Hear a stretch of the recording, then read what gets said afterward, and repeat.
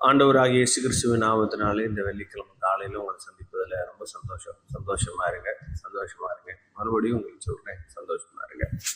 இன்னைக்கு என்ன தியானிக்க போகிறோம் அப்படின்னா, மத்தேயு 5வது அதிகாரத்தில் 8வது வசனம் இப்படியாக சொல்லுகிறது, இருதயத்தில் சுத்தமுள்ளவர்கள் பாக்கியவான்கள், அவர்கள் தேவனை தரிசிப்பார்கள். நம்முடைய வாழ்க்கையில் பெரிய ஆசீர்வாதம் என்ன அப்படின்னு இன்னும் நம்ம டீப்பாக போயிட்டே இருந்தோம் அப்படின்னா, ஆண்டவரை தரிசிக்கிற ஒரு தருணம் தான். இந்த ஆண்டவரை தரிசிக்கிற தருணம் இருக்கணும் அப்படின்னா இருதயத்தில் சுத்தமுள்ளவர்களாக இருக்கணும். சகைவு பார்த்தீங்கன்னா, ஒரு பக்கம் அவனுக்கு கொடுத்த வேலையை தான் அவன் செய்கிறான். அதனால தான் அவன் கேட்குறான், நான் அநியாயமாக யார்ட்டையாவது வாங்கியிருந்தா நான் கொடுக்குறேன். அப்போ என்ன அர்த்தம்னா, நான் வாங்கலை, எனக்கு என்ன நியமிக்கப்பட்டதோ அதை நான் செய்கிறேன், எனக்கு என்ன ஜாப் அசைன் பண்ணியிருக்காங்களோ அந்த ஜாபை நான் ஃபினிஷ் பண்ணுறேன், அவ்வளோதான். அவனுடைய இருதயத்தில் ஒரு சுத்தம் இருந்தது.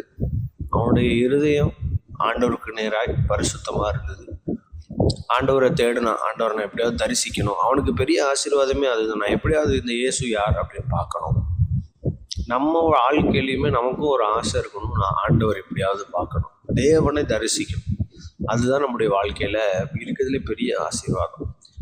தேவனை இந்த மாம்சீக வாழ்வில் தரிசிக்க முடியுமா அப்படின்னா எனக்கு தெரியல. நிறைய பேர் தரிசிச்சிருக்கேன் அப்படின்னு சொல்கிறாங்க.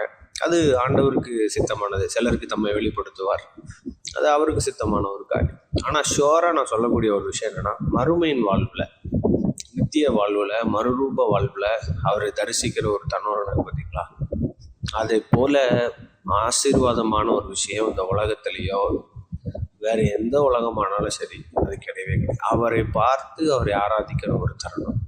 இவ்வளவு நாள் அவரை பார்க்காம ஆராதிச்சிருக்கோம், இவ்வளவு நாள் அவரை பார்க்காம துதிச்சிருக்கோம். அவரை பார்த்து ஆராதிக்கிற அந்த தருணம் இருக்கிறதுலேயே வாழ்க்கையில் ரொம்ப ஆசீர்வாதமான ஒன்று. அவரை பார்க்கறதுக்கு தானே ஆசைப்படுறோம். அவரை பார்க்கணும் அப்படின்னா நம்முடைய இருதயத்தில் சுத்தம் இருக்கணும். நம்ம என்ன வேலை செய்யலாம், ஆனால் நம்முடைய இருதயத்தில் சுத்தமாக இருக்கும். நமக்கு தெரியும் இது சரியானது, இது தவறானது என்பதை சுட்டி காட்டுறதுக்கு பரிசுத்த ஆவியானவர் நமக்குள்ளே இருக்கிறார். அதனால் ஒரு விஷயம் இப்படி பண்ணோன்னா அது பண்ணாதேன்னு சொல்லுவார். நம்முடைய சுயத்துக்கும் தெரியும் இது சரி இது தவறு.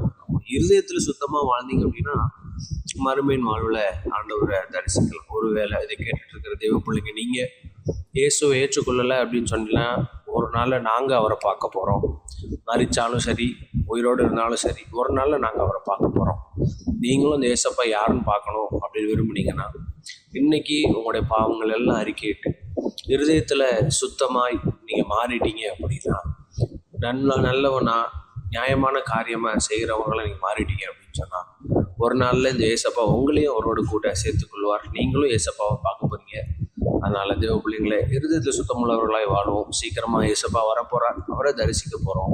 கர்த்தர் நம்மளை ஆசீர்வதிப்பாராக. God bless you.